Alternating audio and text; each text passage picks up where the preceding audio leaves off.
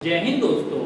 इस समय मैं आप लोग को ट्रिग्नोमेट्री चैप्टर पढ़ा रहा हूँ और जब तभी चैप्टर स्टार्ट हुआ था मैंने आप लोगों से उसी समय कहा था कि इस चैप्टर में फार्मूले बहुत ज़्यादा हैं।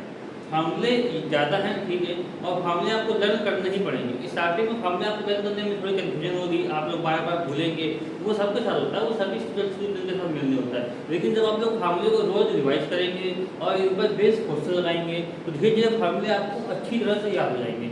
अगर आपको फार्मूले नहीं याद है ट्रिग्नोमेट्री में तो आप लोग इनके क्वेश्चन भी नहीं सॉल्व कर पाएंगे। आपको मैं डेली क्लास में कुछ नए टाइप के फार्मूले वो सिखाता हूँ जिनका कि ट्रिग्नोमेट्री में बहुत ही ज़्यादा यूज होता है।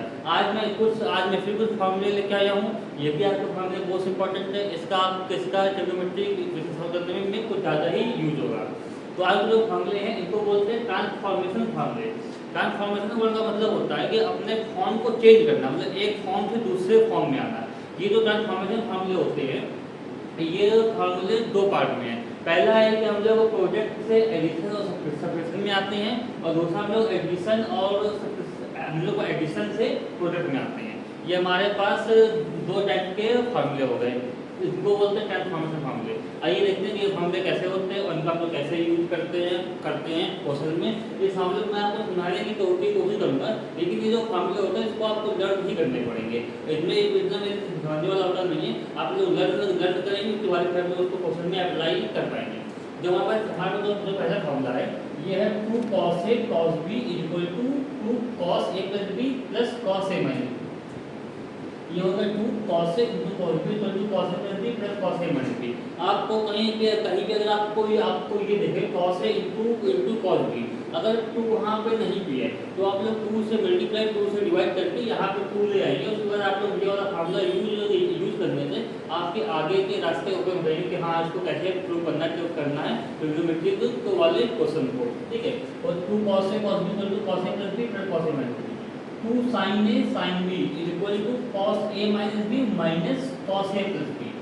2 sin A cos B is equal to sin A plus B plus sin A minus B। 2 cos A sin B is equal to sin A plus B minus sin A minus B। आप लोग अभी मैं आपको बता रहा हूँ, आप लोग उसको अपनी नोट में नोट कर लीजिए, तो उसके बाद 2-3 पर पढ़िएगा, आपको फार्मूले खुद ही लर्न हो जाएंगे। फिर हमारे पास नेक्स्ट आता है जब हमारे पास कोई एडिशन और सब्ट्रैक्शन में दिया हो तो उसको हम लोग को प्रोडक्ट में कैसे लिखते हैं, उनके लिए क्या फार्मूला होता है। हमारे पास दिया हुआ है कि cos A plus B plus cos A plus cos B, तो ये दोनों एंगल है, इनको आपस में ऐड कर लेना, 2 से डिवाइड कर देना, फिर आपस में सब्ट्रैक्ट करके 2 से डिवाइड कर देना और फिर स्टार्टिंग में 2 से मल्टीप्लाई कर देना है। तो cos A plus cos B equal to हो जाएगा हमारा 2 cos A plus B by 2 into cos A minus B by 2। और ये हमारा है cos A minus cos B is equal to minus 2 sin A plus B by 2 into sin A minus B by 2। sin A प्लस sin B is equal to 2 sin A plus B by 2 into cos A minus B by 2। sin A minus sin B is equal to 2 cos A plus B by 2 into sin A minus B by 2। ये जो हमारा यहाँ पे by 2 है, ये हमारा by 2 जो angle में है आप लोग पूरे में ना कर दीजिएगा।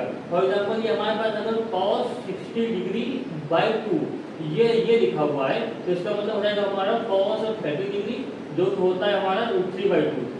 लेकिन अगर यहाँ पे हमारा ऐसा है कि cos 60 डिग्री बाई 2 तो ये हमारे एंगल में ना होकर ये हमारे पूरे cos 60 डिग्री का बाई 2 है, तो इसका मतलब होता है cos 60 डिग्री की वैल्यू होती है 1/2 और 0.2।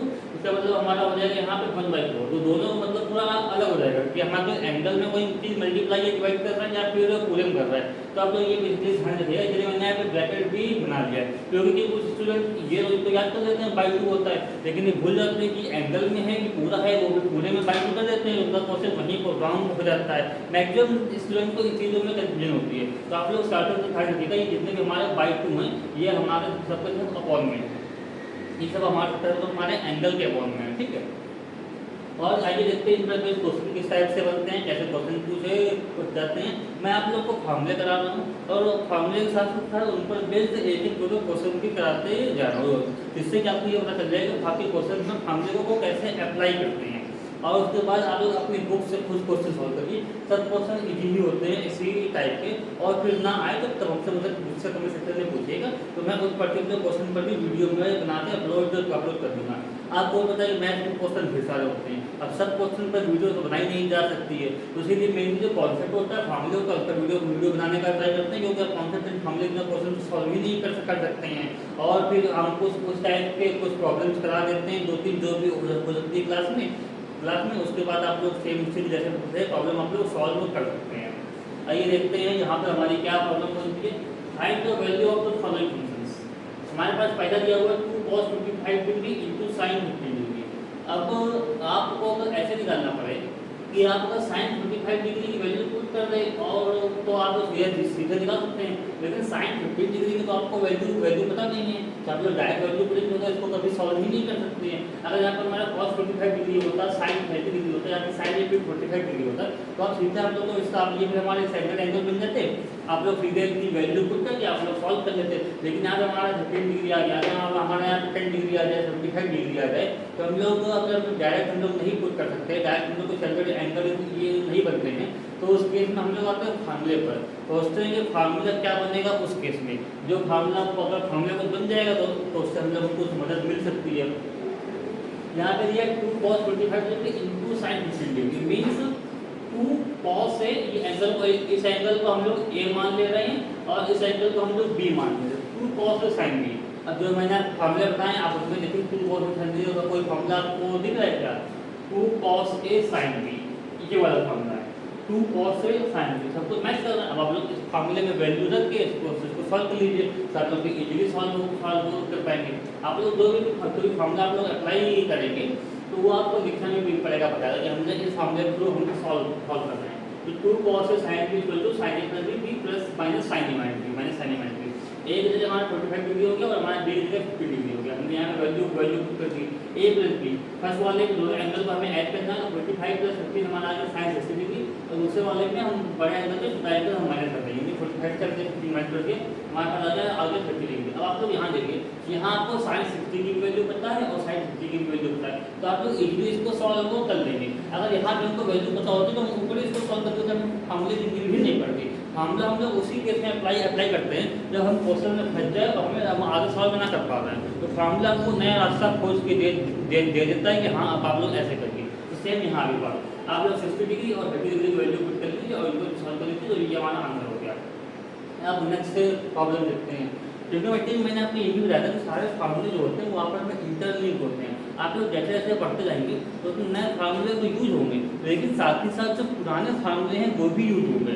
तो इसीलिए आपको सारे फार्मूले याद करने पड़ेंगे, नए प्लस पुराने, न्यू प्लस प्रीवियस फार्मूले, तभी आप लोग आगे प्रॉब्लम कर पाएंगे। अगर आपने न्यू फार्मूले कर किए लेकिन अगर आप प्रीवियस फार्मूले भूल गए तो आप लोग आगे उसको सॉल्व भी नहीं कर पाएंगे। अब नेक्स्ट प्रॉब्लम देखते हैं। नेक्स्ट प्रॉब्लम हमारे यहाँ पे है cos 315 degree into cos 75 degree और cos 75 डिग्री। अब यहाँ पे तो हमको ना 30 डिग्री की वैल्यू पता है, ना 115 डिग्री की वैल्यू पता है, फिर से फंस गए।